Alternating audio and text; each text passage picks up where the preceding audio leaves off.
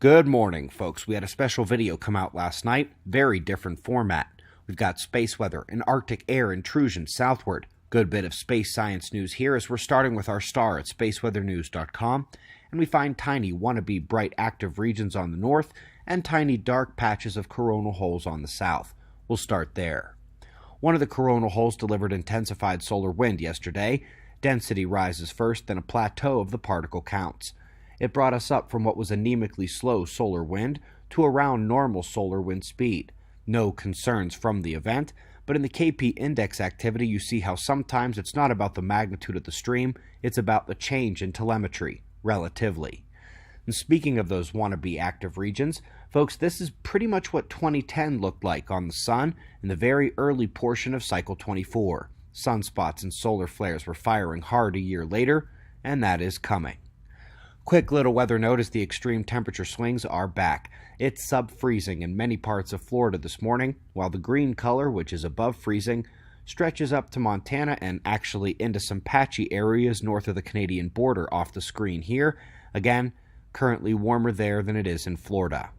Let's go next to a nitric oxide tracking study at the polar region. They are looking at chemical processes involving energetic particle precipitation affecting oxygen and nitrogen, and boy is this the place to do it. The mass in question is isolated by the vortex, and we have the most solar wind and Earth ion activity at the northern polar cusp, so the energy for the chemical reactions is there. Folks, it's a space weather and climate study based on atmospheric chemistry. It's just trying to hide as something else.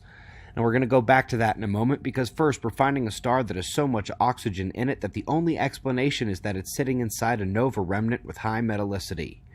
Actually, there's a crazy amount of carbon in this star as well, and while oxygen makes up our most important air-breathing molecule and is the most abundant element in Earth's crust, it has to be made by stars. And apart from their sparse solar wind plasma elemental abundances, the nova is how you get the big amounts of those elements. We're going back to stories that are covertly covering the solar forcing of the climate. Here we're studying magnetic flux tubes.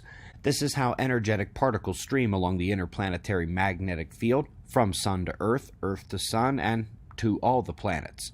More energetic than the solar wind protons, and they say that the initial system characterization is a breakdown of the magnetic energy in favor of electric current sheets.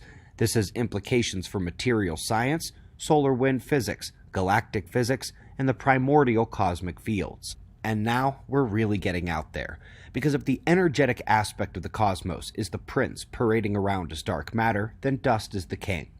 It's been well established that not only are dust estimates way off in terms of abundance, clumping, electrostatic character, and luminosity, they're also pulling a nifty trick at various size grains, electrostatic repulsion. Whether it's micron or nano-sized grains, they have the ability to stiff-arm each other and other charged material, preventing much of the agglomeration and larger dust particle creation that would be more easy for astronomers to understand.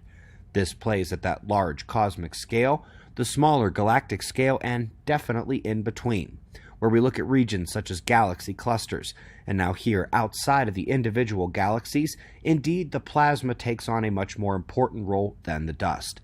Instead of hiding luminous matter like dust, plasma's luminosity can be sneaky and misunderstood, and the turbulence of that plasma field has now been studied by suggesting it's analogous to a stratified atmosphere. This is indeed true insomuch as we're looking at intracluster plasma stratified by plasma pressure, and stratified turbulence is not how they usually model the cosmic environments, and we learn here it makes a huge difference in the model's ability to reflect reality. Folks, all this dusty plasma discussion is the critical foundation of not just cosmology, but Earth's catastrophe cycle and solar forcing of the Earth's climate. If you're new here, try starting with our movies on those three topics, found right below the video. If you didn't catch the special video last night on the magnetic excursion ongoing on the planet, it is linked for you as well. We greatly appreciate your support. We've got wind map forecasts and shots of our star to close, and of course, we'll do this all again tomorrow. Right here, but right now it's 4:20 a.m. in the new Valley of the Sun. Eyes open, no fear. Be safe, everyone.